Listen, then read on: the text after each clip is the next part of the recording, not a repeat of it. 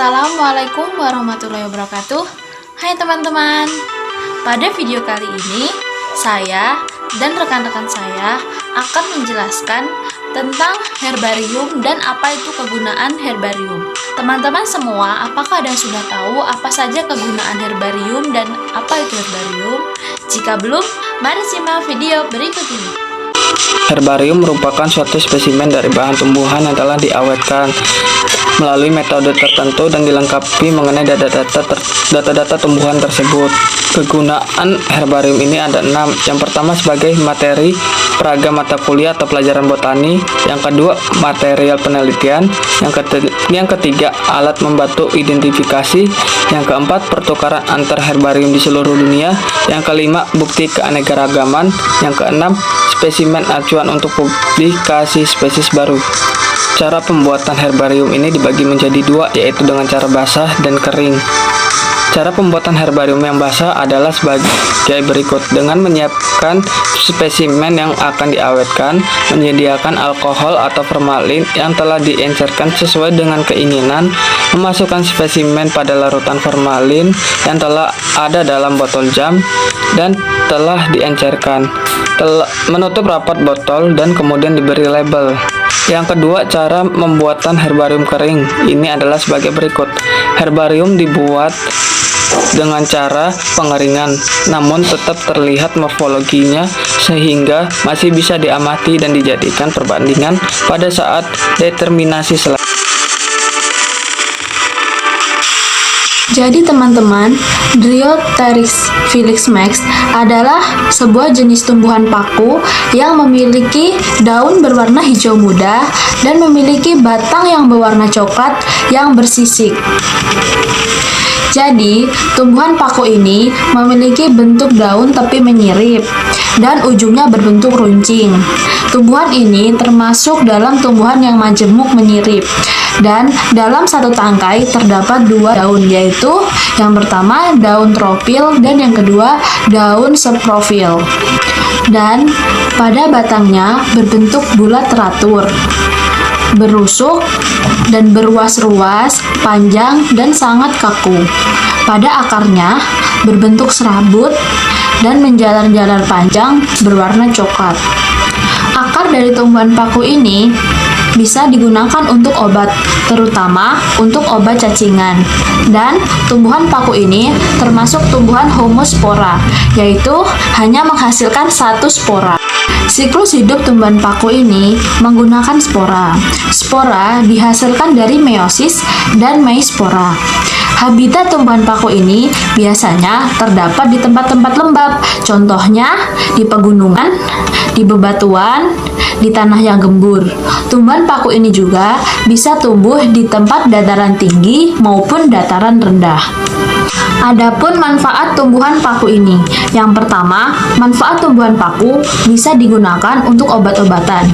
Tumbuhan paku juga bisa untuk tanaman hias loh. Nah, bagaimana teman-teman? Kalian semua sudah tahu bukan penjelasan tentang tumbuhan paku?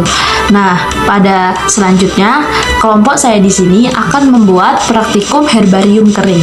Dan praktikum herbarium kering kali ini akan menggunakan tumbuhan paku.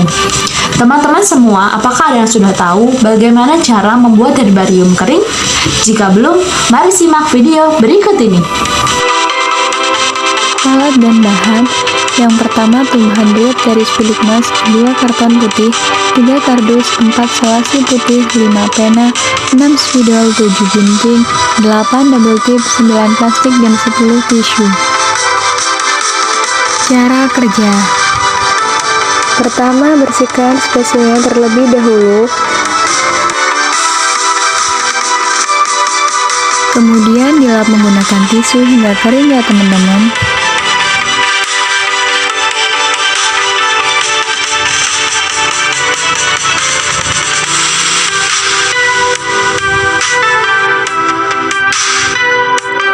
Selanjutnya dilakukan penyemprotan dengan alkohol 70% dan pastikan pada setiap bagian daun terkena alkohol.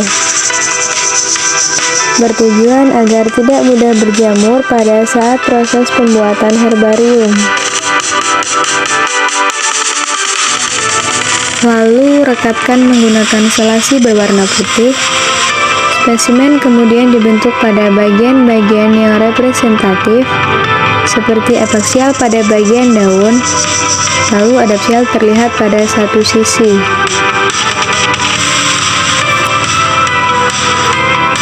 Lakukan hal yang sama pada sisi-sisi lain.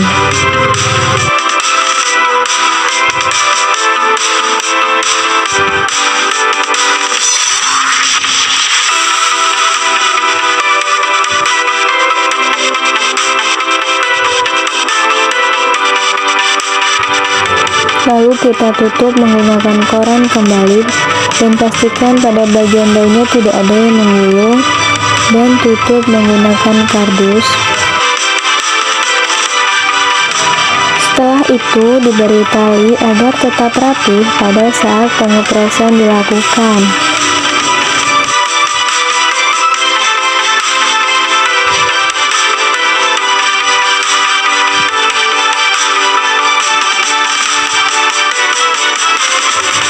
Kemudian letakkan buku berat di atasnya dan tunggu hingga 1-2 minggu. Setelah melalui proses pres selama 1-2 minggu, tanaman akan menjadi kering. Selanjutnya saya akan menaruh spesimen ini di atas karton dan menatanya dengan menambah etiket. Nah, sebelumnya kita lem dulu pakai selasi.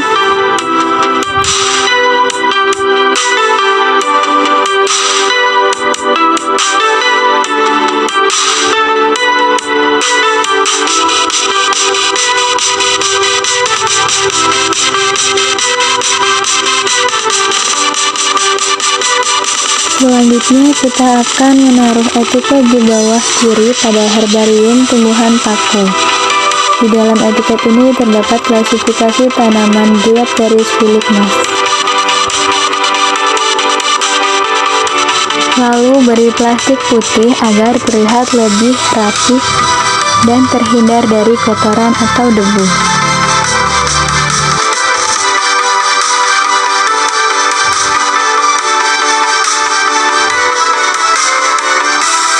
Tara, ini hasil dari herbarium yang saya buat. Nah, bagaimana teman-teman? Jelas bukan mengenai pembahasan herbarium kering? Selanjutnya, kelompok kami akan membahas mengenai herbarium basah. Teman-teman semua, apa kalian sudah tahu mengenai apa itu herbarium basah dan bagaimana cara pembuatannya? Jika belum, mari simak video berikut ini. Isora acuminata, asoka merah.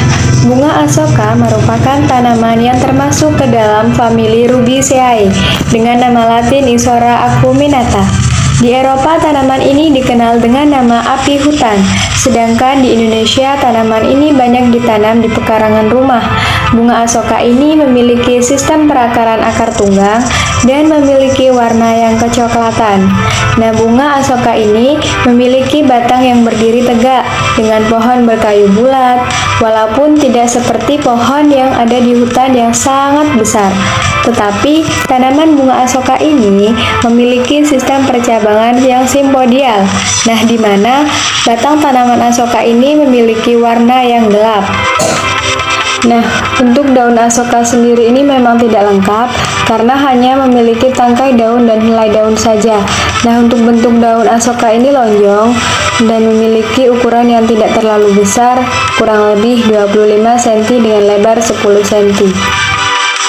Nah, tanaman asoka memiliki bentuk seperti corong, meruncing, dan pangkal daunnya juga meruncing. Bagian tepi daun asoka ini memiliki bentuk yang merata dan bukan bergerigi, disertai dengan pertulangan yang menyirip atau biasa disebut sebagai tulang daun seperti sirip ikan. Nah, tanaman bunga asoka ini memiliki bunga yang bersifat majemuk dan berkelamin dua serta bergerombol. Nah, di sisi lain, bunga asoka juga memiliki warna yang sangat indah karena terdiri dari beragam warna. Untuk selanjutnya yaitu siklus hidup. Nah, cara perkembangbiakan bunga asoka ini adalah dengan cara vegetatif, yaitu perkembangbiakan dengan cara cangkok atau stek. Selanjutnya untuk habitatnya. Nah, tanaman asoka ini dapat tumbuh dengan baik pada tanah yang sangat gembur, terutama di ketinggian 0 hingga 400 meter di atas permukaan laut. Untuk waktu berbunganya ini adalah menjelang pada waktu musim hujan. Selanjutnya yaitu manfaat dari bunga asoka ini. Yang pertama, untuk meredakan stres dan menenangkan otot rahim. Yang kedua, untuk mengobati diare alias mencret. Yang ketiga yaitu mampu menambah nafsu makan. Yang keempat, mampu menghentikan pendarahan dengan cepat. Assalamualaikum warahmatullahi wabarakatuh. Hai teman-teman, pada video kali ini saya akan mencoba membuat herbarium basah. Bahan-bahan yang akan digunakan untuk praktikum membuat herbarium basah yang pertama adalah alkohol 70%, wadah toples, dan saya di sini membuat herbarium basah menggunakan bunga asoka. Nah, pertama-tama tuangkan alkohol ke dalam wadah toples secukupnya.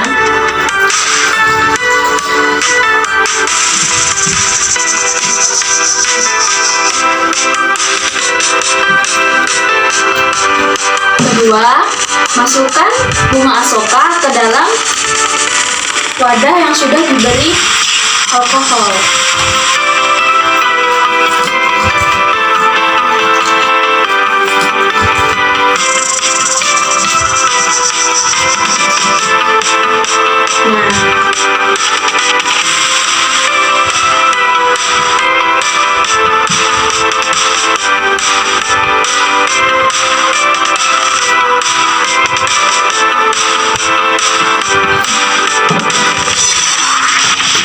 Jika sudah, tutup wadah toples. Nah, sekarang herbariumnya sudah jadi seperti ini. Yang ketiga, kita harus membuat tanggal pembuatan kita membuat herbarium basah dan ditempel di depan sini.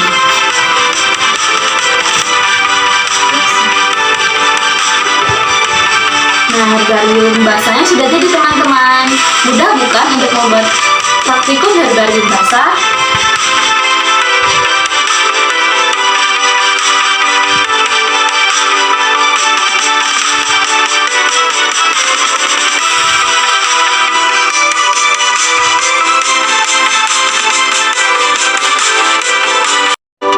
Nah, bagaimana teman-teman? Teman-teman semua sudah melihat bukan bagaimana cara pembuatan herbarium kering dan herbarium basah? Mudah bukan? Dan teman-teman semua bisa mempraktekannya di rumah. Mungkin itu saja yang dapat kelompok kami sampaikan.